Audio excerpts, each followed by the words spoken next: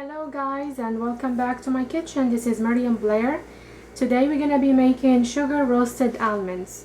We need only 3 ingredients. We have here 1.5 cup of almonds, 3/4 cup of sugar, and 1/2 cup of water.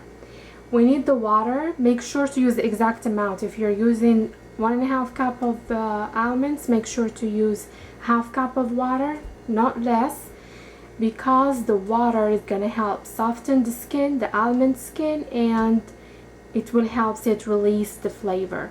So make sure to use the exact amount of water.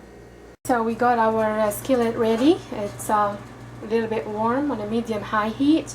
Meanwhile, before getting everything started cooking, I fixed a tray where we covered with the parchment paper. When our almonds are ready, we can put them there to cool down.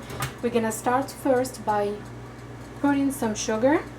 We'll pour our sugar, spread it all around, and then we'll add the water and our almonds.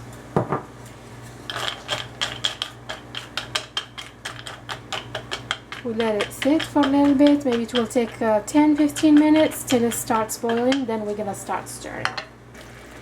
Okay, so at this point we'll just keep stirring from time to time.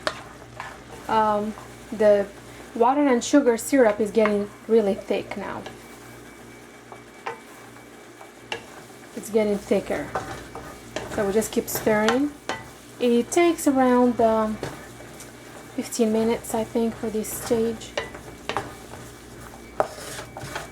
Okay, at this point, don't stop stirring. The creamy syrup is now getting thicker and thicker.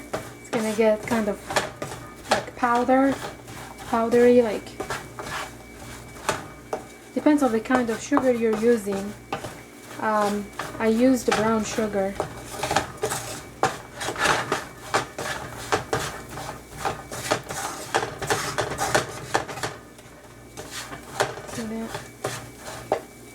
Yeah, here don't stop stirring so you will not burn your sugar and burn your almonds.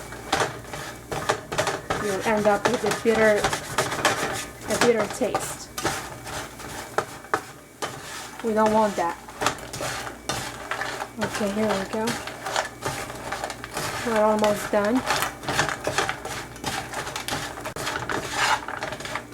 Okay, we'll turn off the heat.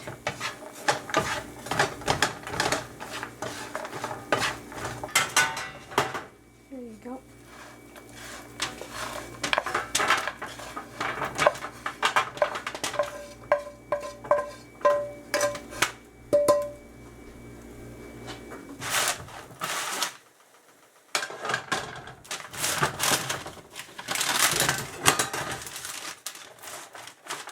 Never touch it with your fingers because it's super hot.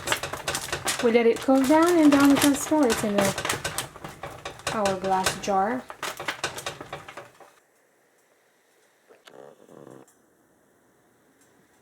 So it's ready, it's cooled down. Now you can store it in a glass jar. It can stay in the cabinet for a couple weeks maybe, but it never really lasts very long time. We actually always finish it, and I always make it when we have guests coming. So for now I'm gonna serve it in a bowl. For variation, if you want, you can always add cinnamon, nutmeg. When it's still hot, you can sprinkle a little bit of sesame seeds.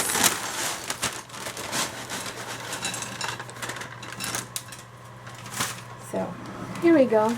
This really should come with a warning, because when you start, you can't stop. It's super good, tastes really good, and I hope you'll try it. See, you can see inside. It's cooked, crispy, and I hope you will make it and you will enjoy it. If you have any question, please comment below. I will post the detailed recipe in the description below. Subscribe to my channel, please, and see you in the next video. Thank you for watching.